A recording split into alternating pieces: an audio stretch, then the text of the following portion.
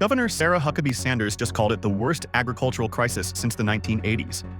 But the U.S. Secretary of Agriculture standing right next to her went even further, calling it the worst conditions farmers have faced in almost a century. And the numbers coming out of Arkansas right now are absolutely catastrophic. Farm bankruptcies have exploded. Rice prices have collapsed 40% in a single year. And agriculture leaders are warning that 1 in 3 Arkansas farms could shut down permanently by spring if nothing changes. But here's what makes this different from every other farming downturn you've heard about. This isn't just bad weather or a single bad year. What's happening in Arkansas reveals a systematic collapse of American agriculture that threatens the entire food supply chain. And Sanders knows it.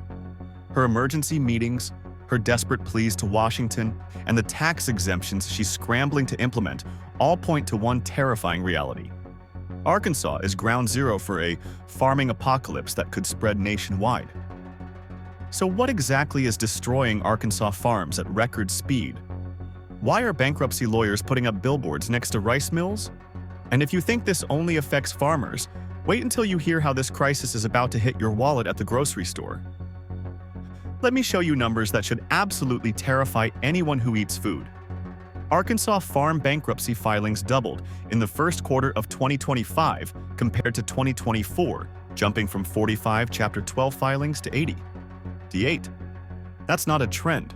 That's an explosion. Arkansas now accounts for over 26% of all farm bankruptcy filings in the entire 8th U.S. District Court, and there are still 3 more quarters of data to come in. Back in the 2010s, Arkansas represented 20 to 22% of the district's bankruptcy filings. By 2021, when pandemic aid and strong commodity prices provided relief, that number fell to just 5%. But now the state has reversed course completely. And in 2024, Arkansas accounted for more than 30% of the district's filings. But Chapter 12, bankruptcies, where farmers try to reorganize and save their operations, only tell half the story. With more than 60 farm auctions in Arkansas since December, there are plenty of Chapter 7 filings where farm assets are completely liquidated to pay creditors. These aren't farmers restructuring debt. These are generational family operations being sold off piece by piece at auction. Equipment that's been in families for decades. Land that's been farmed for generations. All gone. The crisis is so visible that a North Little Rock law firm placed a billboard advertising bankruptcy services in the shadow of a Riceland rice mill in Lonoke County, one of Arkansas's biggest rice-producing areas. Think about that image for a second. Bankruptcy lawyers targeting farmers right where they bring their harvest. That's how bad this has gotten. The law firm noticed a rise in farm bankruptcies in Arkansas and decided the state's farm belt was prime territory for their services. Here's what's killing Arkansas farmers and why Sanders is panicking. Rice prices have absolutely cratered. Last year at this time, rice prices were about 40% higher than they are now. That's a devastating drop in a single year for Arkansas farmers who produce more rice than any other state except California. Meanwhile, input costs keep climbing. Fertilizer is up, fuel is up, seeds are up, labor is up. Input costs have gone up, fertilizer has gone up, commodity prices have gotten worse. Farmers are caught in a brutal vice. What they pay to grow crops keeps rising while what they're paid for those crops keeps falling. The math doesn't work anymore. University of Arkansas extension numbers show corn growers losing $240 per acre, soybean growers losing $144 per acre, and rice growers losing $380 per acre. Those aren't projections. Those are actual losses per acre being documented right now. When every acre you farm costs you hundreds of dollars instead of making you money, you're not farming. You're bleeding cash with every seed you plant. Arkansas cash crop receipts are projected to fall by $617 million in 2025. That's over $500 million in lost revenue for Arkansas farmers in a single year. Senator Tom Cotton, who grew up on a cattle farm in Arkansas, stated it bluntly. The contrast between the steep cost of inputs and the commodity prices that farmers receive is at its highest level in 25 years. Input costs are too high, and revenues are too low for many farmers to turn a profit or even keep their businesses afloat. And here's where it gets truly catastrophic. One agriculture leader warned that if there's no emergency funding this year, 1 out of 3 farmers will file bankruptcy. That's not hyperbole. Agriculture industry leaders told lawmakers that 25 to 40% of farmers are likely to leave the industry after this season unless they receive aid. When a quarter to nearly half of your farmers are on the verge of shutting down, you're not facing a market correction. You're facing an extinction event. Governor Sanders knows exactly how dire this is. At the 2025 National Association of State Departments of Agriculture meeting in Rogers, both Sanders and U.S. Secretary of Agriculture Brooke Rollins addressed the crisis directly. Sanders called it the worst situation since the 1980s farm crisis. But Rollins went further, calling it the worst conditions farmers have faced in almost a century. Think about what that means. We're talking Great Depression-level agricultural collapse, and it's happening right now in America's heartland. The desperation reached a boiling point on September 2, 2025. A meeting in Brookland, Arkansas, initially intended for a handful of growers, was overrun by over 400 farmers who packed the house to overflow on a Tuesday, despite the pressing demands of rice and corn harvest and only 3 days' notice. These farmers left their fields during harvest season, the busiest time of the farming year, because the crisis is that urgent. Hundreds of struggling Arkansas farmers gathered to share their struggles with staffers from Arkansas's congressional delegation, asking representatives and the governor to convince the president to provide emergency aid to see them through to next year. The stories from that meeting are heartbreaking. Farmers described neighbors and relatives dropping out of agriculture and scrambling to find jobs elsewhere. They talked about watching multi-generational farms fail. One farmer said plainly, "We have to have ad hoc payments right now to make it through to this year." Until emergency funding arrives, farmers have no one to turn to but God, one attendee said in prayer at the meeting. That's where Arkansas agriculture is right now, praying for miracles because the economics have completely broken down. Agricultural lenders are sounding alarms too. Cole Plafkin, who directs agricultural lending across 6 states for Simmons Bank of Pine Bluff, said farms are operating at a loss, and between low commodity prices and extremely high costs of fuel, seed, chemicals, and labor, the cost of production exceeds the revenue per acre. Plafkin has been lending in Arkansas agriculture for just shy of 30 years, and he stated this is probably the hardest he's seen it. When a banker with 3 decades of experience says this is the worst crisis he's witnessed, you know the situation is beyond critical. Here's what separates this crisis from normal market cycles. Commodity prices farmers are receiving are back at levels from the 2018 to 2019 era, but input costs haven't come down. When rice prices rose a few years ago during the pandemic, costs for fertilizer and tractors increased right alongside them. But when crop prices fell back down, those input costs stayed elevated. When the crop prices fell, the cost of those inputs didn't fall at the same rate. Farmers are stuck paying 2022 prices for everything they need to grow crops while receiving 2018 prices for what they harvest. The downstream effects are already devastating rural Arkansas. Tractor sales are down 13% year over year, and combined sales are down 48%. Farmers aren't buying equipment. They're not investing in their operations. They're in pure survival mode, and there's a downstream impact on other segments of the agriculture industry, including input suppliers, equipment dealers, and anybody who provides services to farmers. When farmers stop spending, entire rural economies collapse. Sanders has been trying desperately to help. She signed Act 696 in 2025, providing income tax exemptions for farmers receiving federal disaster and relief payments. Payments made to farmers by the USDA under the American Relief Act of 2025 are exempt from Arkansas income tax, including assistance provided through the Emergency Commodity Assistance Program. Current estimates indicate Arkansas farmers will receive approximately $286.2 million through ECAP to offset losses. An additional $65.71 million has been distributed through the separate disaster relief program for producers who suffered losses in 2023 and 2024. But here's the brutal reality Sanders is facing. These tax exemptions, while helpful, are drops in the bucket compared to the scale of losses. The state of Arkansas will experience a reduction in general revenue, estimated at approximately $9.9 million in fiscal year 2025 and $15.8 million in fiscal year 2026.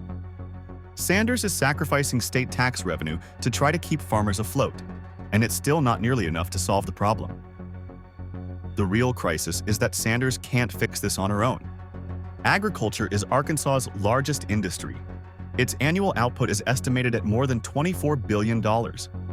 When that industry starts collapsing, the entire state economy is threatened. Sanders has been petitioning the U.S. Department of Agriculture for farm aid and talking directly with Agriculture Secretary Brooke Rollins about the devastating impact.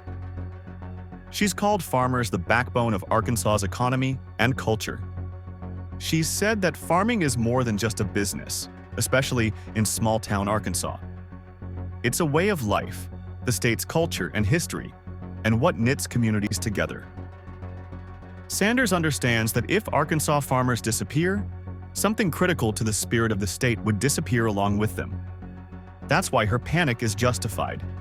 This isn't just an economic problem, it's an existential threat to Arkansas's identity and way of life. The weather made everything worse. Terrible flooding in April 2025 killed more than 100 people across multiple states and destroyed over 260,000 acres of arable farmland, resulting in $78 million in damages to crops, particularly rice. Farmers who were already struggling with terrible economics got hit with historic natural disasters on top of everything else. They couldn't catch a break. And the trade environment is crushing farmers. About 70% of commodities exported from Brazil go to China, allowing the Chinese to coerce farmers there to buy equipment and products from Chinese vendors. Brazil has emerged as a massive competitor to American agriculture. More than 20 years ago, Brazil wasn't using modern equipment, seeds, or farming techniques, but that has all changed. A big expansion of Brazil's market share occurred during the first Trump administration when soybean tariffs were levied on China. Instead of negotiating with America, the Chinese successfully redirected their efforts to Brazil and other developing countries. Now, Arkansas farmers are competing against Brazilian producers who have China's backing and lower production costs. Arkansas farmers are screaming about corporate consolidation, destroying their livelihoods.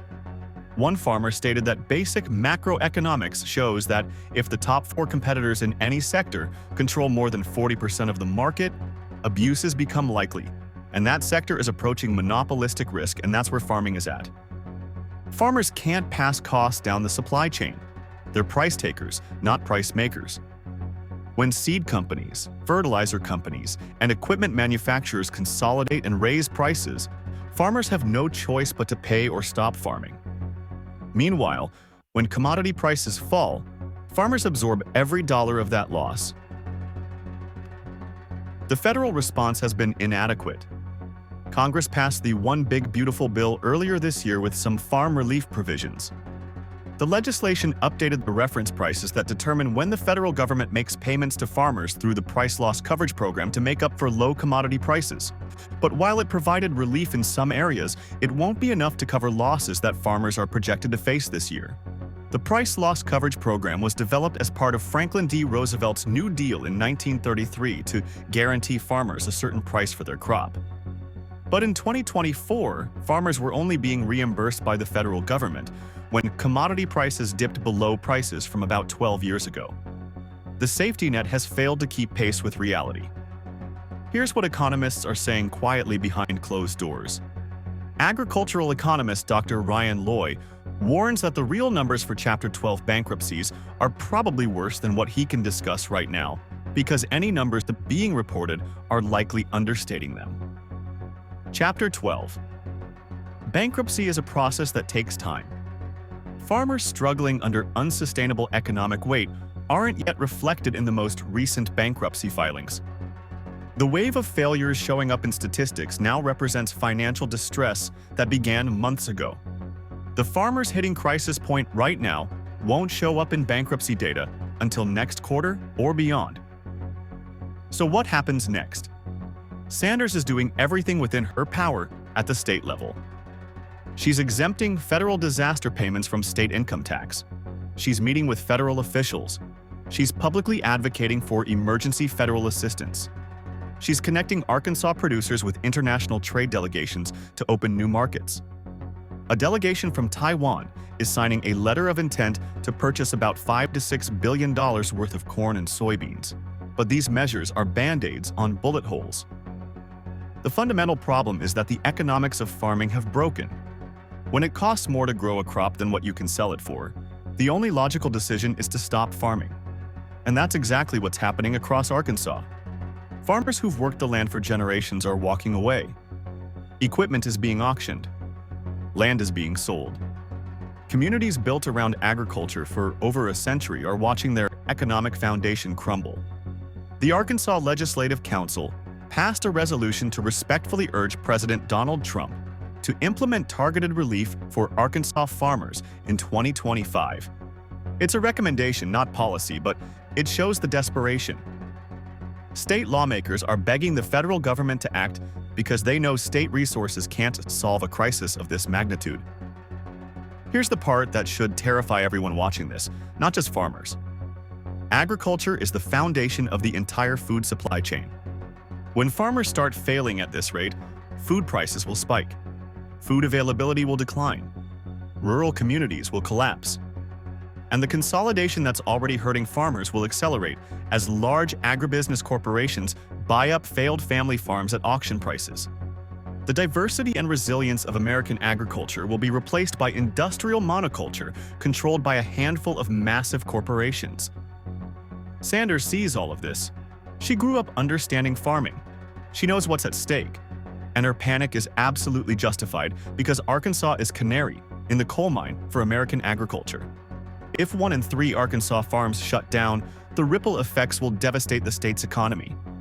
Rural towns will become ghost towns, schools will close, businesses will fail, and the culture that's defined Arkansas for generations will fundamentally change. The clock is ticking. Farmers need emergency assistance now, not next year, when the updated Farm Bill provisions kick in. They need it before spring planting season when they have to make decisions about whether to put another crop in the ground and incur more debt or walk away from farming forever. Sanders knows this. Federal officials know this. But bureaucracy moves slowly while farm auctions are happening every week. Arkansas farming isn't just facing a bad year. It's facing a systematic collapse driven by broken economics, inadequate federal policy, corporate consolidation, international competition, and climate disasters all hitting simultaneously. Governor Sanders is right to panic. The worst agricultural crisis in a century is unfolding in real time, and Arkansas farmers are running out of time, options, and hope. The question now is whether federal action will come fast enough to save an industry that feeds America, or whether we're about to watch the extinction of family farming as we've known it for generations.